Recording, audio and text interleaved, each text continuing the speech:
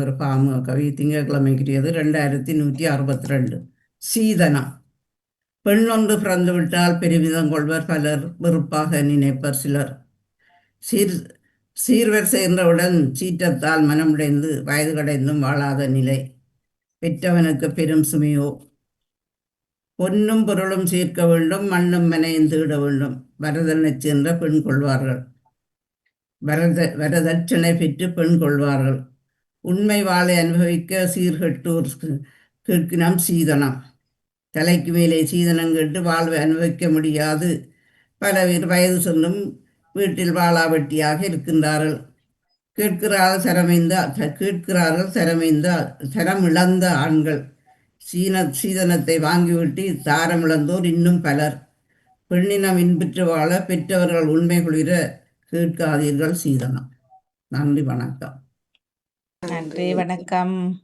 வணக்கம் மாணி. வணக்கம். பாமுகர்களுக்கும் திருநாடாமோகன் அவர்களுக்கும் அன்பான காலை வணக்கத்தை கூறிக்கொண்டு, பாமுக தினக்கவி என்னுடையது 570 ஆகிறது. ஆதங்கம். நான் சுட்டெரிக்கும் மணல் என்றும் கொதிக்கும் தணல். இன்று நேற்றல்ல கடவுளின் படைப்பில் நான் பிறந்த நாளில் இருந்து. நான் சுட்டெரிக்கும் மணல் என்றும் கொதிக்கும் தணல். இன்று நேற்றல்ல கடவுளின் படைப்பில் நான் பிறந்த நாளில் இருந்து. நான் என்றுமே மாறாதவன். என் பண்பில் மாற்றம் ஏதும் இல்லை. ஆனால் எங்கும் எதிலும் மாற்றம் வேண்டுமென்ற புதுமை விரும்பிகளாய் மரங்களை வெட்டி மனைகளை கட்ட காடுகளை அழித்து நாசம் செய்தீர்கள். நான் என்றுமே மாறாதவன். என் பண்பில் மாற்றம் என்று ஏதும் இல்லை.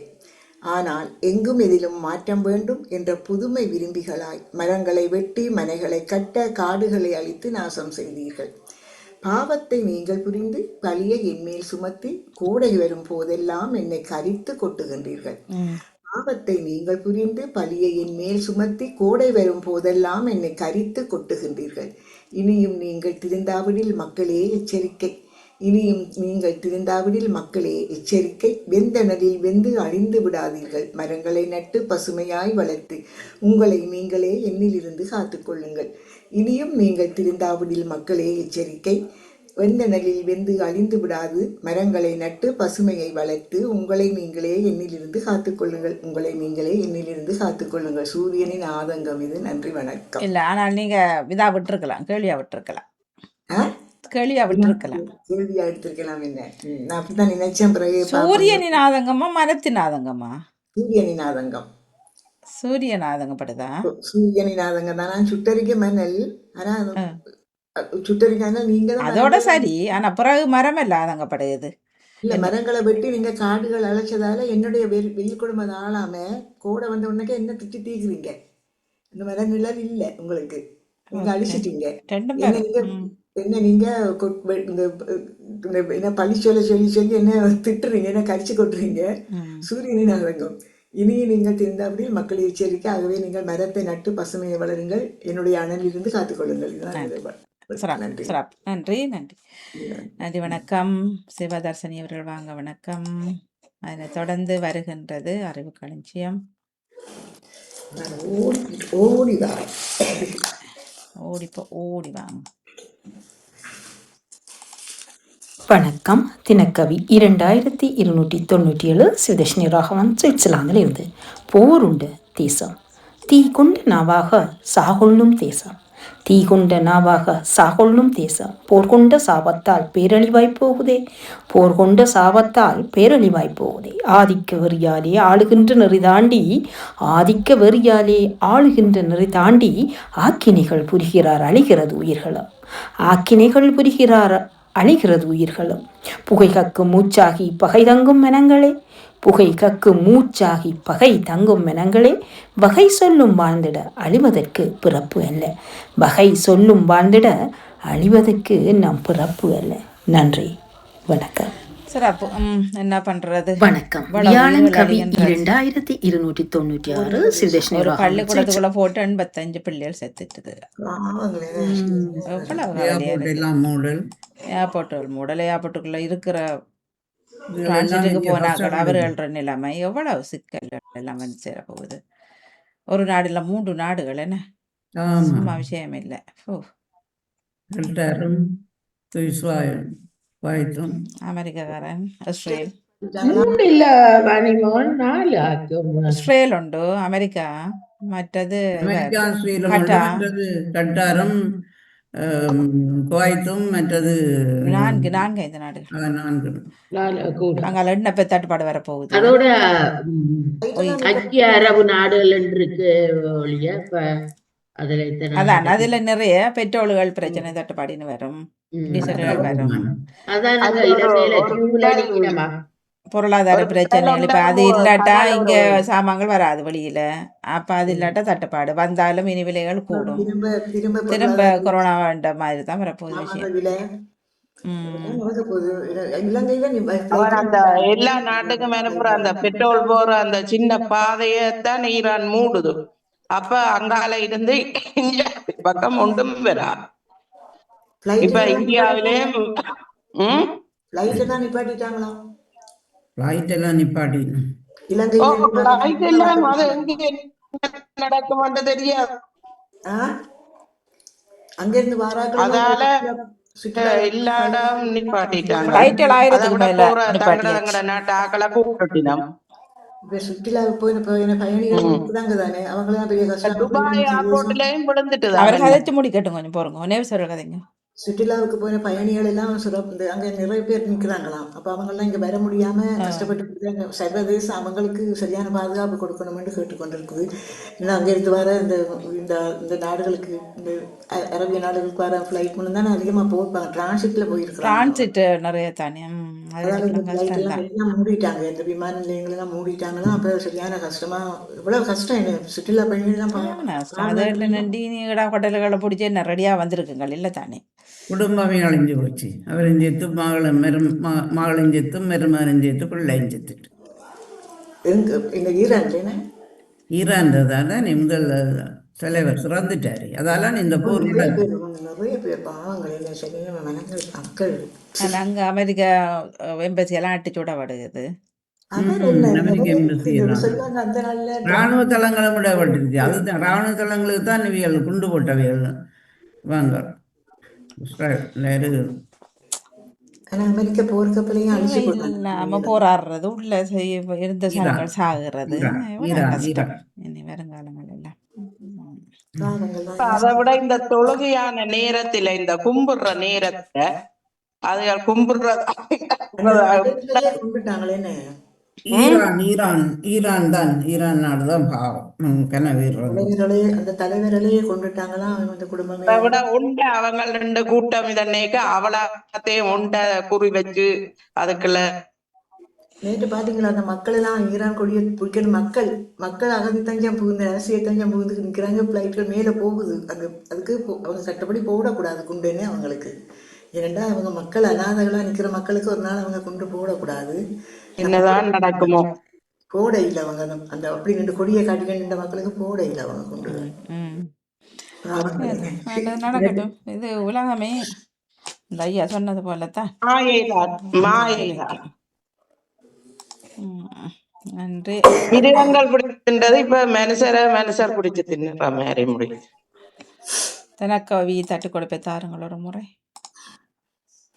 2 என்ன சீதனம், ஒரு பெண் பிள்ளை பிறந்த உடனே சொல்லுவார்கள் இனி சீதனத்துக்கு இப்பவே சேர்க்க தொடங்கினாத்தான் சேர்க்கணும் உண்டு. சில பேருக்கு பின்ன என்ன கொப்பர் என்ன சீதனம் செய்து வச்சவர் உனக்கண்டு. அப்படி இல்லாத நேரத்துல அப்படியெல்லாம் கதைகள் காதுகள்ல விழுந்த ஞாபகங்கள் வந்தது இந்த சீதனம். ஆனா இப்போதில் அதுகள் குறைந்து விட்டது, பெரும்பாலும் குறைந்து விட்டது. ஆனா இருக்கிறது இல்லை என்று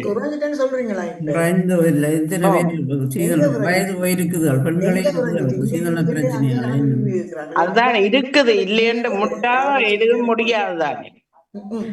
சீதனங்கள் கேட்கிற ஆசை ஆம்பளை பிள்ளைகளை வச்சிருக்கிறாங்க.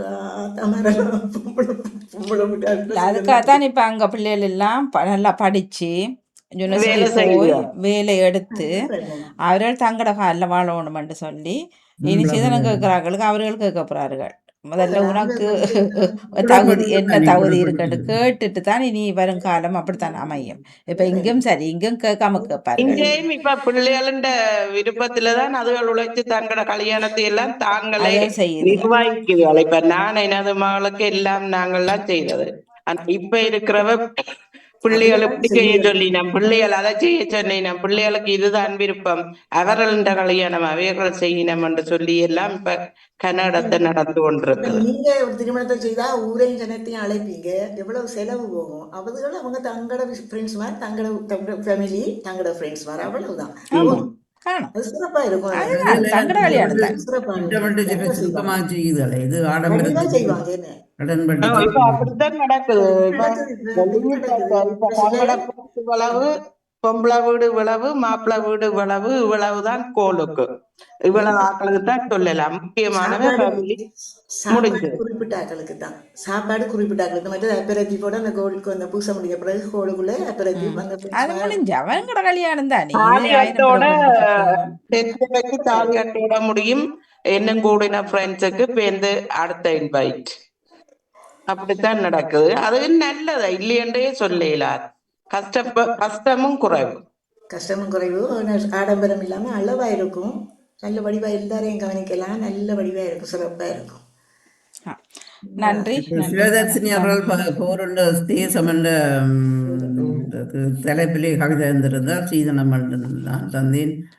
நேவிஸ் பிலிப்பு என்னத்தை பற்றி தந்த நீங்க நம்பி ஆதங்கம். ஆதங்கம் உங்களுக்கும் வாழ்த்துக்கள். சூரியனின் ஆதங்கம். நன்றி.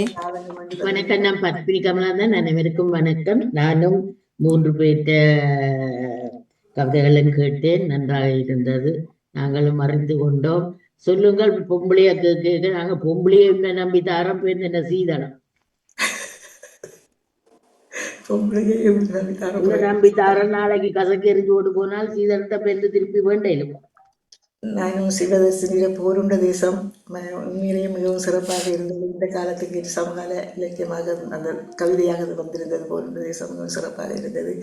யாக்காவின் சீதனம் நாங்க விரும்பி கொடுக்கறது சீதனம். அது ஒரு அது எங்கட வேலைக்கு என்னதான் இருக்கிறது கொடுக்கறது பரவாயில்ல. வாடுவோம் இருக்கிறத யாருக்கு